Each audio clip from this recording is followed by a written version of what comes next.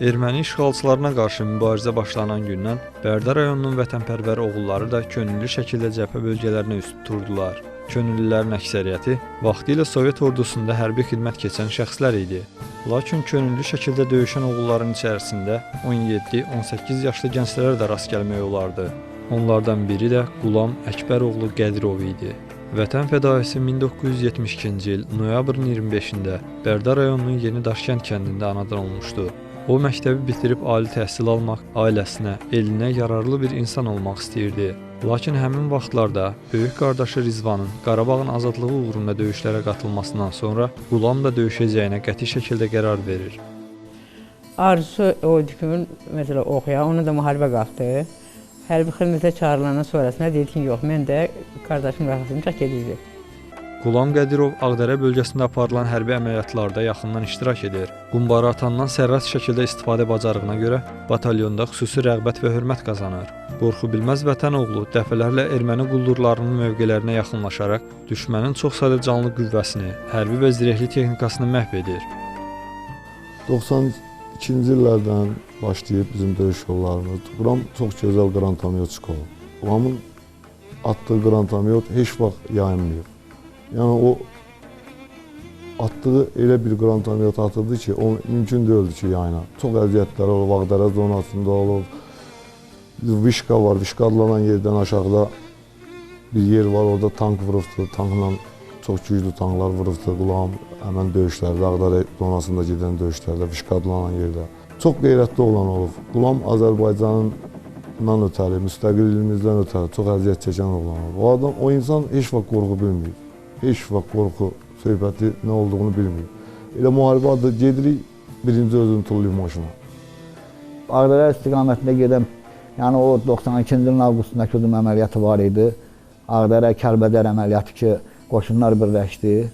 Ağdərənin tam demək olar ki, işğaldan azad olundu. Çıldıran, Argumer, Vaqaud, Drambom, bu kətlər hamısı açılaraq Kəlbədər, Ağdərə qoşunları birləşdi. Azərbaycan orduları demək olar ki, tam bir-birinə qarışdılar. Həmin döyüşlərdə də Qulam ən öndə gedən əskər olub, böyük qəhrəmanlıqlar göstərib və Qulamın həmişə batalyonda yox, briqadada yox, demək olar ki, baş komandanın şəxsən hörmət elədiyi bir əskər kimi tarix adını yazmış bir qəhrəman. Mən Laçında döyüşürdüm, Laçındaydım. O Ağdərə bölgəsində idi.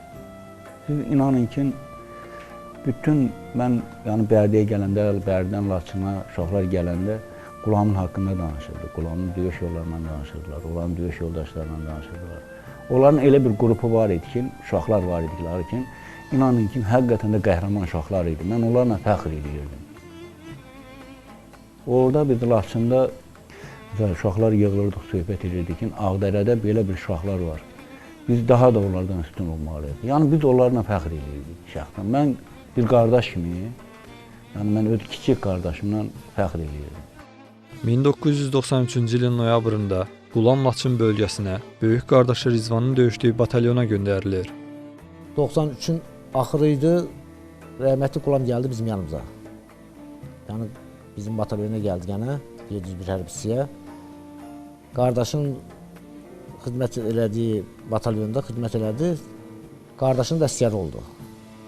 Yəni Qulamda o qədər qeyrət, vətənini sevənlik var idi ki, qardaşı ona nə qədər eləyir, bir də söz bilməzindən otururdu, deyirdi, mən nətər eləyim bunu, övə göndərim, belə eləyim, nə qədər eləyim, getmişsiniz, başa salın bir döyüşçü yoldaş kimi ki, olmaz da, belə elə.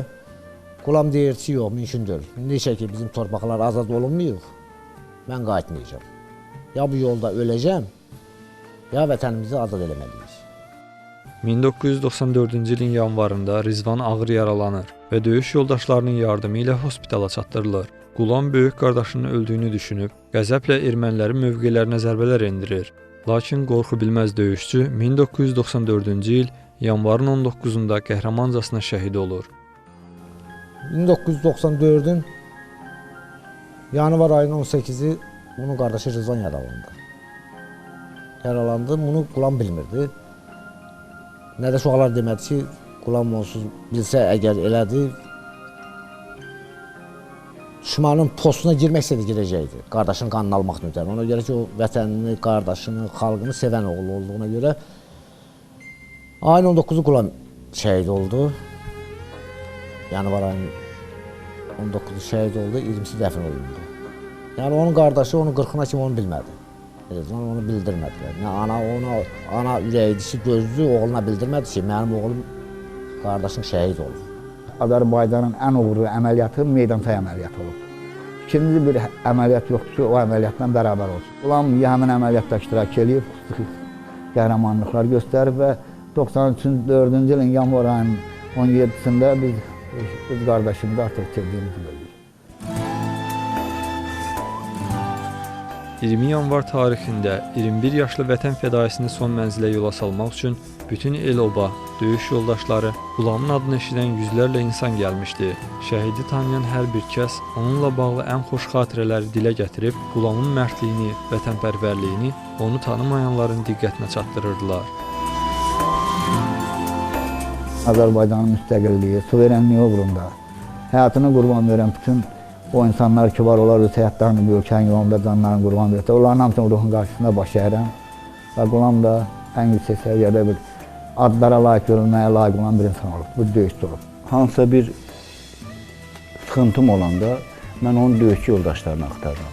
Onun döyüşçü yoldaşlarına sözdə deyirəm. Ondan təsəlli alıram. Mənim özüm də deyirdim, əgər qalib gələcəksinizsə, gedib elə bir günə ki, siz təslim olmayacaqsınızsa, gedin. Təslim olacaqsınızsa, gəlməyin buraya. Əlbəttə ki, qürur duyuram. Gedib xalqımın uğrunda döyüşür, elimin uğrunda döyüşür.